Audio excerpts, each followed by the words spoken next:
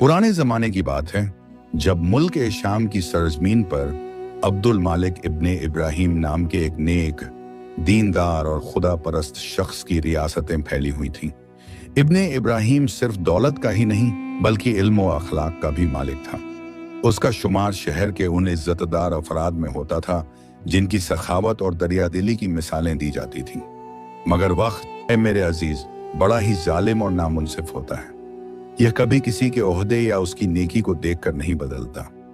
एक दिन अचानक ही इब्ने इब्राहिम के कारोबार पर कुदरत की कैसी मार पड़ी कि मुल्क व माली की रौनकें चरागा की लौ की मानिंद बुझने लगी। तिजारत में लगातार संगीन नुकसान होने लगा। कर्जों का बोझ पहाड़ की तरह सर पर मंडलाने लगा और जिन लोगों को उसने कभी अपने हाथों से नवाजा था वही अब तकाजे के लिए उसके दरवाजे पर जमा होने लगे।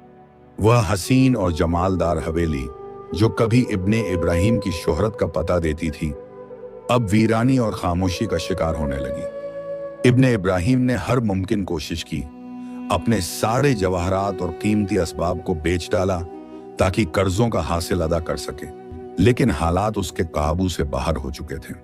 उसका सबसे बड़ा हिम्मती सहारा उसकी जौजा आयशा थी जो सख्त से सख्त इम्तिहान में भी सब्र और ईमान का दामन नहीं छोड़ती थी। आयशा ने कभी अपने शौहर पर शिकवा या गम का इजहार नहीं किया बल्कि हर सुबह उसे तसल्ली देती और अल्लाह पर यकीन रखने की तालीम देती। एक रात जब इब्ने इब्राहिम गमों में डूबा सजदे में पड़ा गिड़गिड़ा रहा था तो आयशा ने उसके पास आकर बड़े नरम लहजे में कहा, ऐ मेरे शौहर, ये दुनिया फानी है, यहाँ की दौलत और जिल्लत सब आर्जी है, हमारा असल खजाना तो आखिरत का है। याद रखो, अल्लाह अपने बंदों को कभी लावारिस नहीं छोड़ता। ये मुश्किलात सिर्फ हमारे ईमान की आजमाइश हैं। इब्ने इब्राहिम को अपनी बीवी की इन बातों से दिल को सुकून तो मिला, लेकिन जमाने की सख्तियां कम नहीं हुई। जल्द ही उसे अपनी सारी जायदाद बेचकर शहर के एक मामूली और तंग हिस्से में एक टूटे फूटे मकान में मुंतकिल होना पड़ा। दौलत और शोहरत की बुलंदी से गुर्बत और तन्हाई की गहराई में गिरना इब्ने इब्राहिम के लिए एक अजीम सदमा था। इस नए और अनजाने माहौल में उसका गुजारा महज उसकी जौजा आयशा के हाथों से बनाई गई चीजों को बाजार में बेचकर होता था। वह रोज सुबह सब्र का लिबास पहनकर घर से निकलती और शाम को थकी हारी वापस लौटती। उनके 3 छोटे छोटे मासूम बच्चे थे जिनके पेट भरने की फिक्र उन्हें हमेशा रहती थी। इब्ने इब्राहिम जो कभी हुक्मरान की तरह जिंदगी गुजारता था अब एक मजदूर की तरह बाजार में काम की तलाश में मारा मारा फिरता था। लेकिन उसकी बदकिस्मती उसका पीछा नहीं छोड़ रही थी। हर जगह से उसे मायूसी ही हाथ लगती थी। उसकी यह हालत देखकर पुराने अहबाब और दोस्तों ने भी उससे किनारा कर लिया, गोया कि वह कोई अछूत हो। इस संगीन वक्त में इब्ने इब्राहिम अक्सर रात के तन्हा पहरों में आंसू बहाता और अपनी गुज़िश्ता जिंदगी को याद करके अफसोस करता। लेकिन आयशा उसे समझाती थी, ऐ मेरे अजीज, खुदा की मर्जी पर राजी रहना ही मोमिन की पहचान है। ये भी गुजर जाएगा। अपनी दुआओं में ताकत रखो क्योंकि एक मजबूर की आह और दुआ को अल्लाह कभी रद्द नहीं करता। मगर सब्र की भी एक हद होती है। एक दिन उनके सबसे छोटे बेटे की तबीयत अचानक बिगड़ गई। उसे तेज बुखार आया और वह रात भर बेचैन रहा। इब्ने इब्राहिम और आयशा के पास इलाज के लिए एक पैसा भी न था। उन्होंने अपनी किस्मत को कोसा और खुदा के हुजूर सर झुकाया। इब्ने इब्राहिम को याद आया कि उनके एक कदीमी दोस्त हामिद, जो शहर के अमीर लोगों में शुमार होते थे, उससे मदद मांगी जा सकती है। हालांकि इब्ने इब्राहिम का गुरूर और अना उसे ऐसा करने से रोक रहे थे, लेकिन बच्चे की जान का सवाल था। वह उसी वक्त पुरानी और फटी हुई पोशाक पहनकर हामिद के शाहाना महल की तरफ चल पड़ा। जब वह हामिद के दरवाजे पर पहुंचा तो चौकीदार ने उसे अंदर जाने से मना कर दिया। इब्ने इब्राहिम ने इल्तिजा की, मेहरबानी करके मेरे दोस्त हामिद को मेरा नाम बता दो। मैं इब्ने इब्राहिम हूं, मुझे बहुत जरूरी काम है। चौकीदार ने बेदिली से अंदर जाकर हामिद को खबर दी। हामिद, जो अपने अहम मेहमानों के साथ गुफ्तगू में मसरूफ था, ने जब इब्ने इब्राहिम का नाम सुना तो उसने नफरत से कहा, उसे कह दो कि मैं उसे नहीं जानता। मेरा उससे कोई ताल्लुक नहीं। मैं किसी नादार आदमी से मुलाकात नहीं करता। कह दो कि वह यहां से चला जाए। इब्ने इब्राहिम के कानों में जब ये बेरहम अल्फाज पहुंचे तो उसका दिल टूट गया। उसकी आंखों से आंसू बह निकले। यह सिर्फ इनकार नहीं था, यह उसकी इज्जत नफ्स पर एक सख्त ज़र्ब थी। वह उसी वक्त गम और मायूसी के आलम में वापस लौट पड़ा और उसके होंठों पर सिर्फ या अल्लाह का वजीफा था। उस रात घर पहुंचकर उसने आयशा से माफी मांगी कि वह अपने बेटे के लिए कुछ नहीं कर सका। उस तन्हा रात जब शहर सो रहा था, इब्ने इब्राहिम अपने बेटे के सिराने बैठा अल्लाह के सामने हाथ फैलाए रो रहा था। उसकी आंखों से बहते आंसू सजदे की जगह को नम कर रहे थे। उस मजबूर की आह उस रात अर्शे इलाही तक पहुंची थी और उसकी दुआ कबूलियत के दरवाजे खटखटा रही थी। जमाना इस बात का गवाह है कि जब कोई बंदा तन्हाई और बेबसी के आलम में सिर्फ अपने रब की तरफ रुख करता है तो परवरदिगार उसकी पुकार को नजरअंदाज नहीं करता। बच्चे का गेवाछम और दोस्त हामिद की रुसवाई ने इब्राहिम की रूह को झंझोड़ कर रख दिया था और उसी थकान और बेचैनी में उसने जब नम आंखों के साथ अपने पुराने और खस्ताहाल बिस्तर पर पलकें मूंदी तो उसे एक अजीब और गरीब ख्वाब आया जो उसकी जिंदगी को एक नया मोड़ देने वाला था। उसने ख्वाब में देखा कि वह एक पानी और घास रहित सहरा में खड़ा है जहां दूर दूर तक रेत के सिवा कुछ नहीं है। अचानक एक नूरानी और बुजुर्ग शख्सियत उसके सामने जाहिर होती है जिनके चेहरे पर रहमत और सुकून की झलक है। वह बुजुर्ग शख्सियत इब्राहिम की तरफ इशारा करती है और गहरी आवाज में कहती है, ए इब्राहिम, तूने दौलत खो दी मगर तूने सब्र का खजाना पा लिया। तेरी दुआ मंजिल तक पहुंच चुकी है। तेरी आजमाइश का वक्त अब तकरीबन खत्म होने वाला है। मशरिक़ा की तरफ कदम बढ़ा। एक लंबा और संगीन सफर तेरा मुंतजिर है। जिस वक्त तू सुल्तान के मेहमान खाने में पहुंचेगा वहां तुझे एक अजीम राज मिलेगा जिसके बारे में सिर्फ और सिर्फ तुझे ही इल्म होगा। याद रख, इस सफर में तेरी ईमानदारी और सच्चाई ही तेरी असल रहबर होगी। इतना कहकर वह नूरानी शख्सियत गायब हो जाती है और इब्राहिम की आंख खुल जाती है। वह पसीने से शराबोर था लेकिन उसके दिल में एक अजीब सी रोशनी और पुरज़्म इरादा जन्म ले चुका था। उसने फौरन वुजू किया और नमाज फज्र अदा की। जब आयशा उठी तो उसने देखा कि इब्राहिम का चेहरा पहले से कहीं ज्यादा तरोताजा और मुतमिन नजर आ रहा है। उसने अजीज से पूछा, क्या बात है मेरे सरताज, आज आपकी आंखों में एक नई चमक है, गोया कि गम का बाग अब उम्मीद के फूलों से महक रहा हो। इब्राहिम ने तफसील के साथ उसे अपने ख्वाब का माजरा सुनाया। आयशा, जो इल्म और दीन की मालिक थी, ख्वाब सुनकर मुस्कुराई और इत्मीनान से बोली, बेशक यह खुदा का इशारा है, आप देरी न करें, आप सफर पर रवाना हों। मैं और हमारे बच्चे सब्र और दुआओं के साथ आपका इंतजार करेंगे। हमारे पास जो थोड़ा सा राशन बचा है मैं उसे आपके लिए ज़ख़ीरा कर देती हूँ। आपका सफर कैसा भी हो, यह जान लें कि अल्लाह का करम आपके हमराह होगा। इब्राहिम को अपनी नेक और बाईमान ज़ौजा पर बेपनाह फ़ख्र महसूस हुआ। उसने रवानगी से पहले अपने बीमार बच्चे को प्यार किया, आयशा के सर पर शफ़क़त से हाथ फेरा और अपने पुराने और मामूली से झोले में राशन और एक नक्शा रखकर मशरिक़ की तरफ अपने सफर का आगाज किया। यह सफर आसान नहीं था। तंग रास्तों, पहाड़ों और जंगलों से गुजरते हुए इब्राहिम को कई दिन और रातें तन्हाई में गुजारनी पड़ती। उसके पास खाने को कम था और प्यास शिद्दत से सताती थी, लेकिन जब भी उसका ईमान डगमगाने लगता उसे ख्वाब में सुनी हुई बुजुर्ग शख्सियत की आवाज याद आ जाती और वह नई हिम्मत के साथ आगे बढ़ जाता। एक शाम जब वह एक सूखी नदी के किनारे पहुंचा तो उसकी तकदीर में एक और आजमाइश लिखी थी। कुछ बदमाश और लुटेरे अचानक उसके सामने नुमायां हुए। उन्होंने इब्राहिम को बेबस देखकर हमला कर दिया, यह सोचकर कि उसके पास कोई कीमती चीज होगी। इब्राहिम ने मुकाबला करने की जुर्रत नहीं की क्योंकि वह कमजोर था और लदहने के काबिल नहीं था। लुटेरों ने उसका मामूली सा झोला छीन लिया जिसमें उसका सारा राशन और वह नक्शा था। जब उन्हें झोले में सिर्फ कुछ सूखी रोटियां और पानी की एक बोतल मिली तो उन्होंने गुस्से में आकर इब्राहिम को जख्मी किया और बेरहमाना तरीके से उसे वहीं छोड़ दिया। इब्राहिम दर्द से कराह रहा था और उसका दिल मायूसी से भर गया। वह जमीन पर लेटा हुआ था और सोच रहा था कि क्या खुदा ने उससे अपना मुंह मोड़ लिया है? क्या उसकी दुआ सच में रद्द हो गई? उस वक्त उसे आयशा की नसीहत याद आई, कठिनाई और मुश्किल वक्त में कभी सब्र का दामन नहीं छोड़ना चाहिए। उसने दर्द को बर्दाश्त करते हुए मुश्किल से हिम्मत की और धीरे धीरे उठकर बैठा। उसने अपने जख्मों पर मिट्टी लगाई और अपनी बेबसी का इजहार सिर्फ अल्लाह के सामने किया। वह जानता था कि अब उसके पास पीछे हटने का कोई रास्ता नहीं है। अब उसका सफर सिर्फ अल्लाह के भरोसे पर है। उसी सुबह की पहली किरण के साथ वह फिर से अपने सफर पर रवाना हुआ।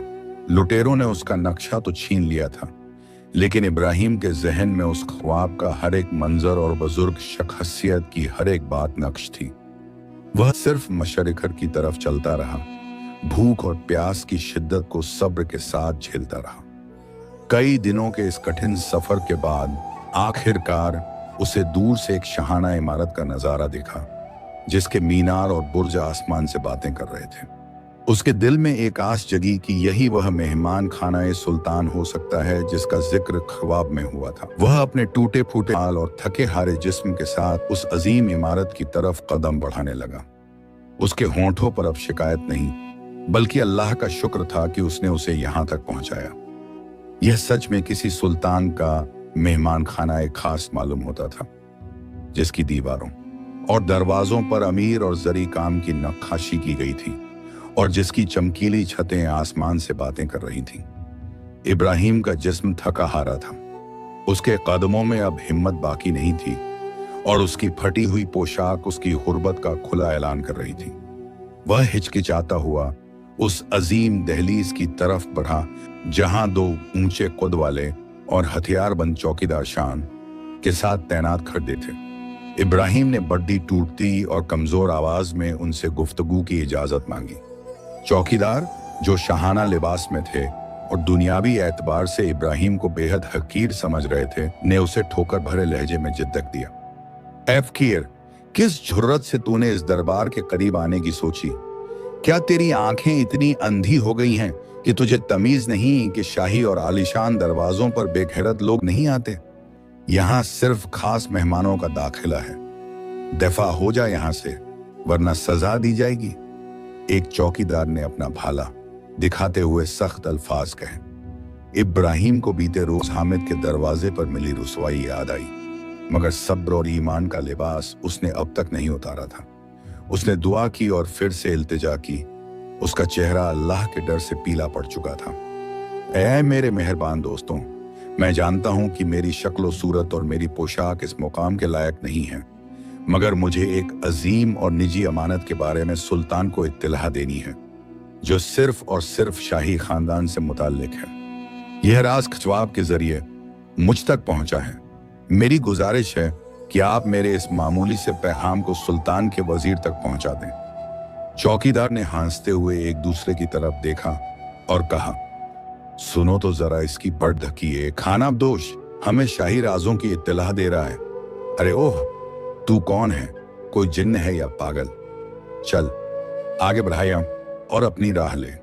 इब्राहिम ने हार नहीं मानी। उसे मालूम था कि यह उसकी आखिरी मंजिल है और उसे यहां से खाली हाथ नहीं लौटना है। उसने अपनी आंखों में ईमान का पानी भरकर कहा, मैं तुम्हें खुदा की कसम देता हूं, मेरा यह पैगाम जरूर पहुंचाओ। अगर सुल्तान को यह नागवार गुजरा तो मैं हर तरह की सजा के लिए तैयार हूं। मैं केवल इतना ही कहना चाहता हूं कि मैं मुल्क ए शाम से आया हूं और मेरे पास दफन शुदा खजाने की असला और पुख्ता जानकारी है, जो सुल्तान की खानदानी दौलत है। दफन शुदा खजाने का नाम सुनते ही चौकीदारों के चेहरों का रंग उतर गया। उन्हें मालूम था कि सुल्तान बरसों से एक खानदानी अमानत की तलाश में है, जिसका जिक्र पुरानी किताबों में है। यह बात इतनी अहम थी कि उसे नजरअंदाज करना उनके बस की बात नहीं थी। एक चौकीदार झटपट महल के अंदर भागा और यह अहम खबर वजीर आजम तक पहुंचाई। वजीर ने खबर सुनकर पहले तो ताज्जुब किया, फिर फौरन इब्राहिम को अंदर बुलाने का हुक्म दिया। इब्राहिम जब शाही दरबार में दाखिल हुआ तो उस महल की शान और शौकत देखकर उसकी आंखें चकाचौंध हो गईं।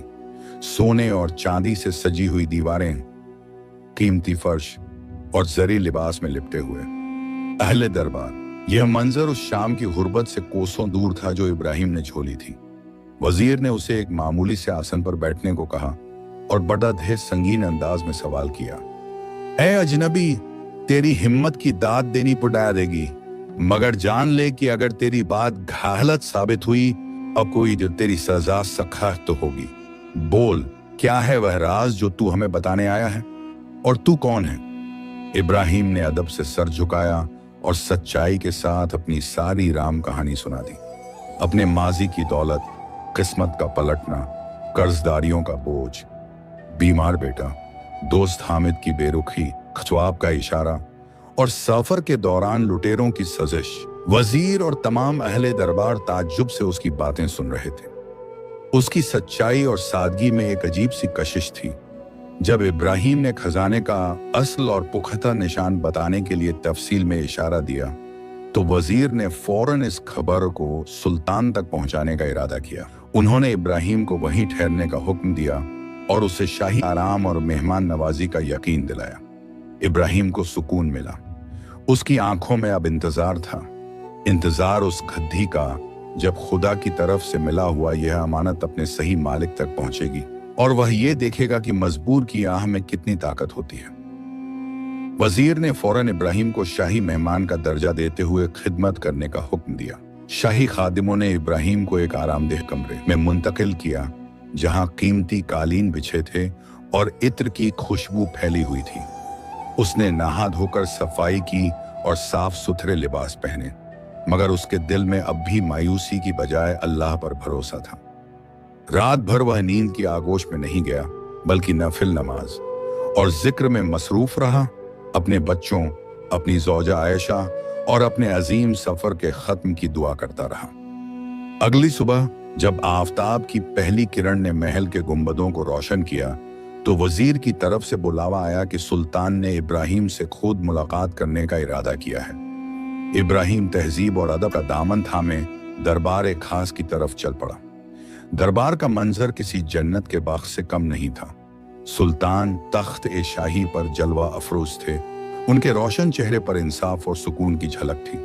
उनके इर्द गिर्द तमाम अहले रियासत, काजी और उलमाए किराम मौजूद थे। इब्राहिम ने झुककर तस्लीम पेश की और अदब से खड़ा हो गया।